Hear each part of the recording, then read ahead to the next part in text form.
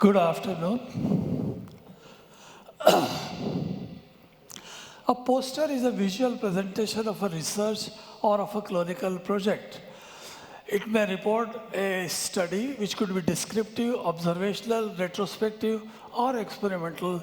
It may evaluate a process, a method, or a device, or a protocol. It may present a case series or even a single case. So it is almost something like a paper. All paper reports all these things, so it's like a paper. So what is the difference between a paper and a poster? Paper has a long life. Once it is available, a reader can go through it at his own leisure, at his own pace, and as many times he wants. But with a poster has a very, very short life. In fact, it is called 10 by 10 viewing. Let me explain.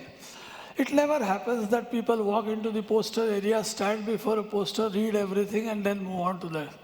In practice, people walk in a row at about 10 feet from the poster.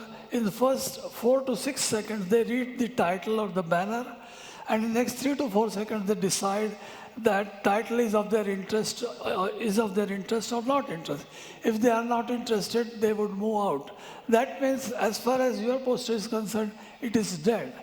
So you have to take special effort to make the poster very, very interesting, that within those 4 seconds, the visitor is attracted towards your work. So if the life is so short of the poster, then why bother to make a poster?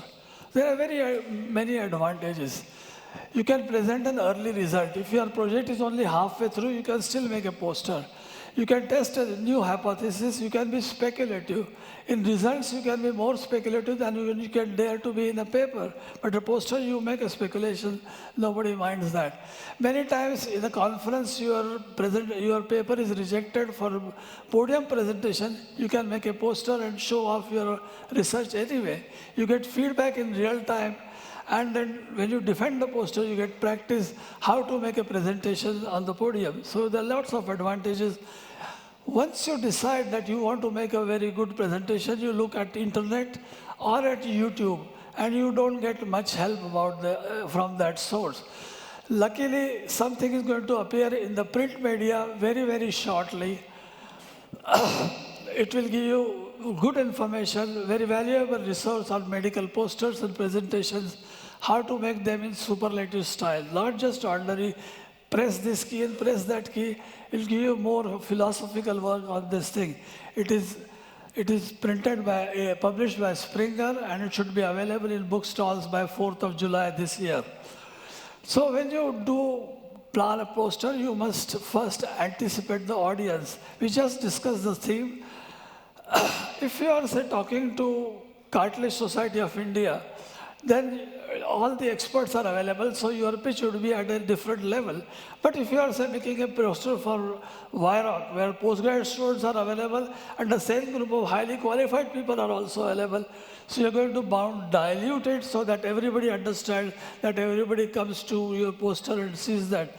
Anticipating the audience is very essential. Each conference has its own size requirement. You must adhere to that, otherwise you get an automatic rejection. WIROC has this 122 by 61 size, and you must stick to that.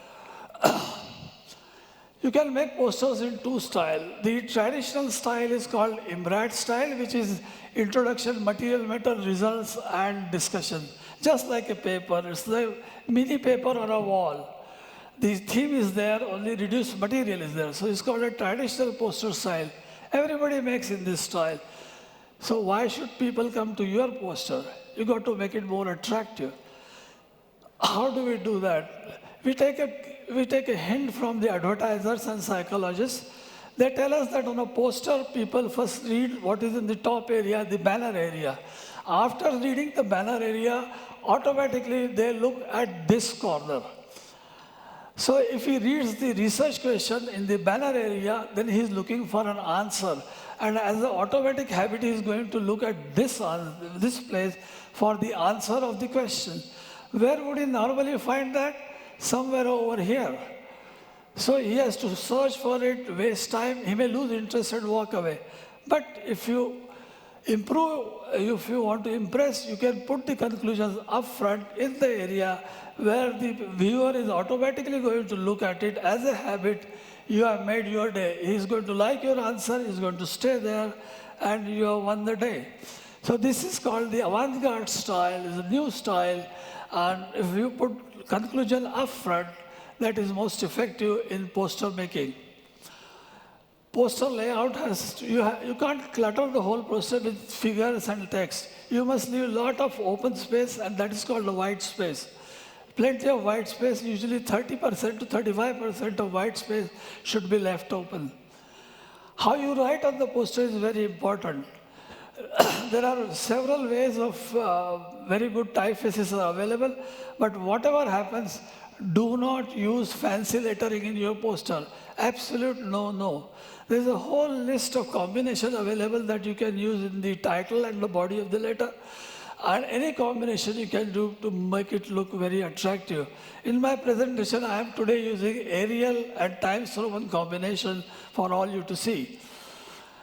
Don't put long sentences and large paragraphs on this session. Nobody is going to read them. You have to reduce your material to bullet points and then put those bullet points in places. That is the best way that people will read your stuff. So reduce them to bullet points and use it that way. Use color to make it attractive. You can make a wholesome color or you can make it in patches. So stand out certain part of the poster more impressive or more attractive for the people. One wants to use a lot of figures, but the figure should include the explanatory text with every graphic. When a combination of a figure and explanatory text is available, that is the best situation. People will take maximum benefit of that situation. So in your poster, have a figure and also have the explanatory note for the maximum effort. Prepare handouts, because you can't give too many details in the poster. Method and discussion are difficult to put on the poster. Certainly discussion has no meaning because you can't give a brief discussion and long discussion nobody is going to read. You can put this in a handout. Also give additional information about your contact, your fundings, details, references, whatever you want. You can put it in the handout and keep with your poster. People will take it away with you. Of course, everybody makes poster in PowerPoint and Keynote. Everybody makes it, so everybody makes a very ordinary poster. You want to outshow, then you should use one of these apps. My suggestion is the institute should invest in these apps and then encourage all the members to use it to make a superlative poster and not just rely on run-of-the-mill PowerPoint or a keyboard. Let's examine the poster. The top part of the poster is called banner, and important things are written there. Most important thing is the title. Title is the only thing that a visitor can read from a distance. And the title should be like a newspaper's headline. It may pose a question, it may announce the scope of the study, it may allude to new studies as well. Whatever it contains, it should be short, sharp, and compelling. It should be attractive. Just reading at it, the visitor should come close and read to your paper. The other thing that contains there is the name of the author and his affiliations. And also, they should put down ORCID ID. ORCID stands for Open Researcher and Contributor ID. This identifies the authors and contributors of scholarly communication. An author can write his name as initials and surname, first name and surname, first name, father's name, and the family name. So one can get 3 IDs for one author. But once you use ORCID ID, then we know that all 3 authors are one and confusion is reduced. ORCID ID is something like Aadhaar card in the academic world. Each one who makes a presentation and writes a paper should have an ORCID ID. It's very simple to get one. Visit ORCID site, and in 10 minutes you will be able to get your ID. And it is free. So best thing to get ORCID ID and use it as frequently as possible.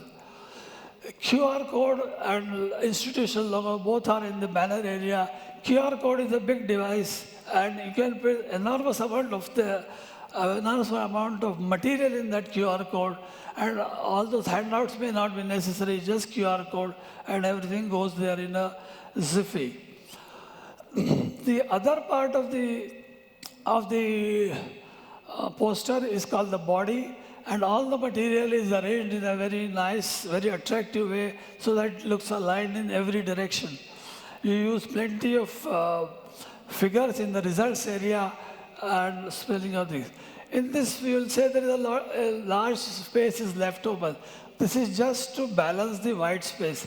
If I clutter this with diagrams or text, it will look very clumsy and crowded, so it won't be very attractive.